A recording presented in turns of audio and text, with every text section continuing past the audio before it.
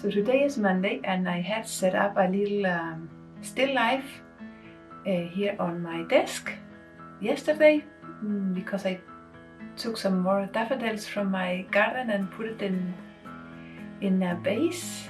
But the weather outside is not good. It is raining, so we'll have to wait to see if the weather changes a little bit, because I would love to have a little bit of sunlight, or at least a bit of light hitting the flowers, so I can get some interesting darks and shadows. And if the weather doesn't change today, I might just use some footage that I took yesterday, because we had a little bit of sun when I was filming. So yeah, that's the plan, and that's what can happen. So no matter what I decide to do, you will see it in just a second. So this morning when I talked to you,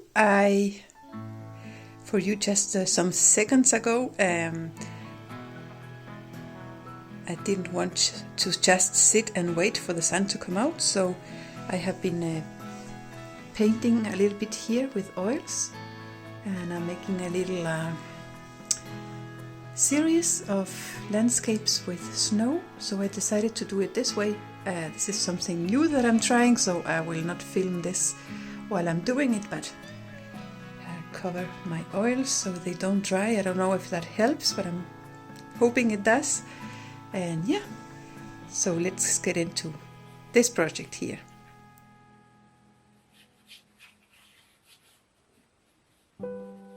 As always, I started sketching the motif. I am working with wash. If you're new here, I like to use wash for my sketches. So I am using the setup that I had on my table to sketch from.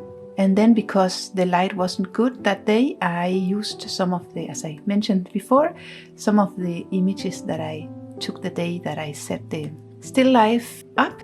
And that way I put even more pressure on myself. I added to my challenge, but it's okay.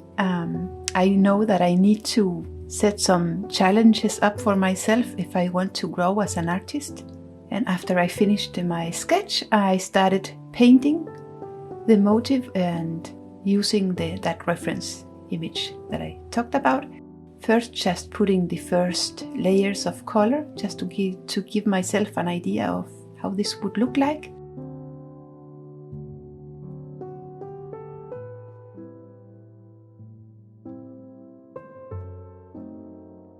And at that point, I already knew that the vase where the daffodils are in was too warm in the color, because it's mostly in shadow, but I left it there and continued filling up with more color in all the other elements in the composition.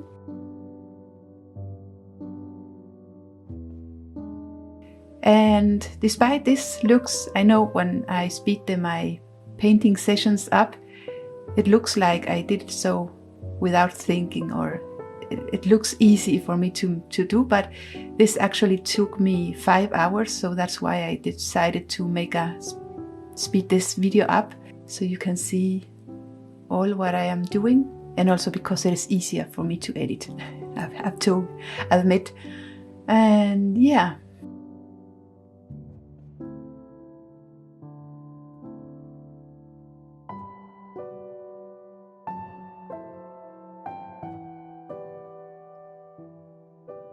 And while you watch me paint here, I just wanted to say thank you for the coffees, and also thank you for all the new followers. It's very much appreciated. I'm very happy that you choose to follow me in all what I do here in my little studio.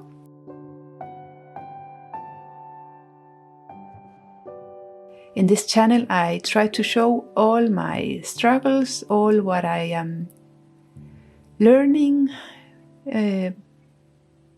all my experiments, and hoping that some of them might be useful for you if you like to paint too, or just maybe do something else creative. I'm sure the process it's the same or has something in common. As you can see from my channel, I do a lot of experiments. I like to learn new things and I like to improve my art. I work as a full-time freelance illustrator and artist. So for me it is very important to improve and learn new things, grow as an artist, have new things to offer to my clients.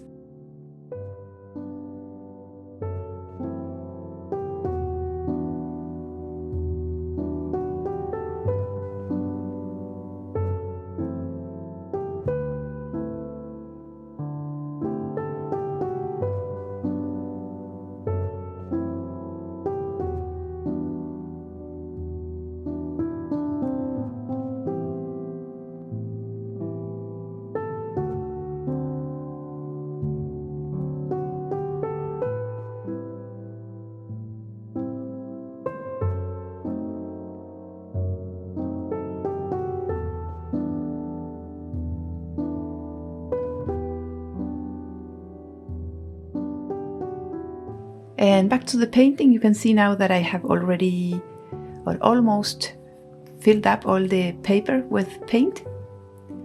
And I'm going in now with some more details. And if there was something that I didn't like or was unsure of, I just left it for later, as the apple, for example. I didn't like it was too light, or I couldn't find out how the shadow side of it should look like, or how I should mix the color. So I left it there and continued with another thing. In that way I don't lose so much time. And sometimes when you paint things around the element that is giving you trouble, when you see things beside it, you can figure out how to paint it and how to solve that problem. So that is the way I paint. And yeah, this painting took me 5 hours, and it's quite a lot of time, but it was a very complicated scene for me to paint, and I also had the setup on the table to paint after, and I also had to use the photo for the color reference, so it was quite complicated.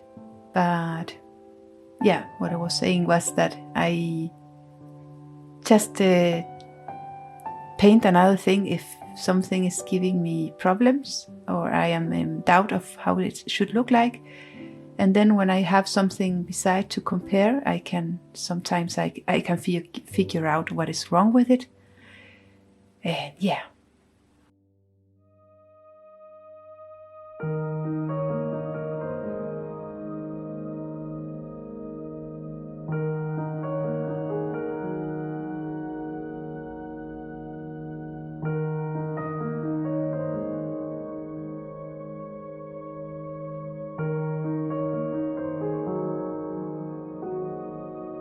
I'm trying to work faster because I am a slow painter and I usually paint in a very realistic way, and I want to learn to paint more loose and more expressive. So one way of doing that is to paint quicker, so you don't have so much time to think about things and you don't have time to go in with a small brush and put tiny bits of details. And I actually really like the look that I get when I do it this way.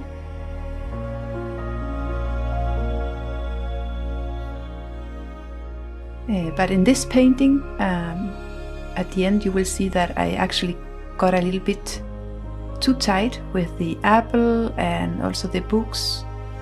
I really like the glasses, how they turned out.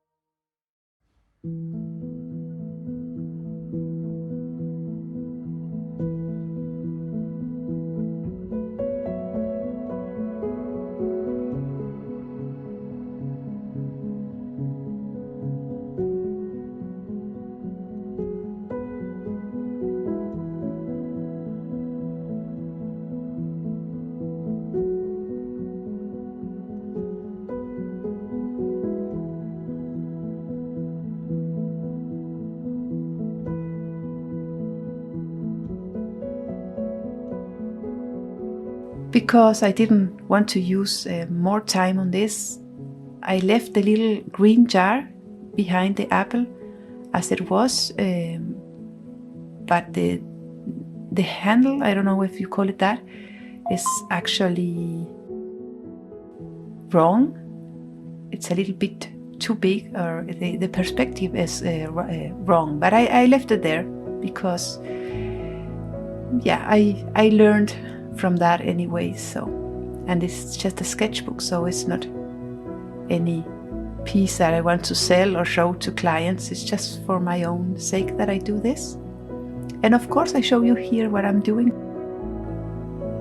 And one thing more, I also, because this is a table that is in front of a window, you can see the garden from there, and I went into painting that with too many details, so I couldn't remove what I had painted, but I put a layer of white, and actually turned up okay.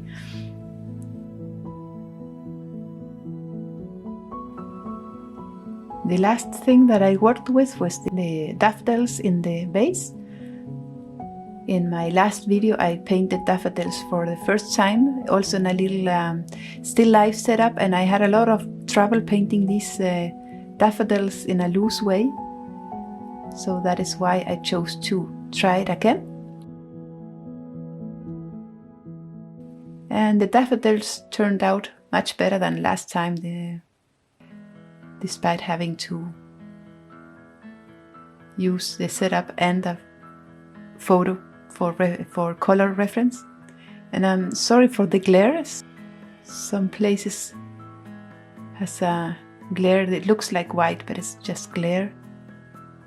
For this video I also set a different camera angle, because I didn't use the little easel that I have. So I think it's much clearer to see for you what I'm doing this way. But the downside of that is that I get a little bit more tight when I'm painting, because I am closer to the sketchbook.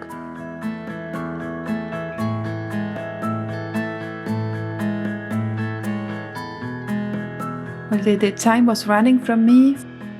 5 hours is a lot for a sketch, so I just decided to stop there, put a date on it, and here's the final result. I got a little bit tight with some of the elements on the painting, but all in all it was a great experience, a lot of challenges, and yeah, I did learn from it. So that was all for today. I hope you enjoyed this video, and yeah, remember to give me a like if you liked it, or follow me if you haven't done that already, and I will see you in the next one. Bye for now.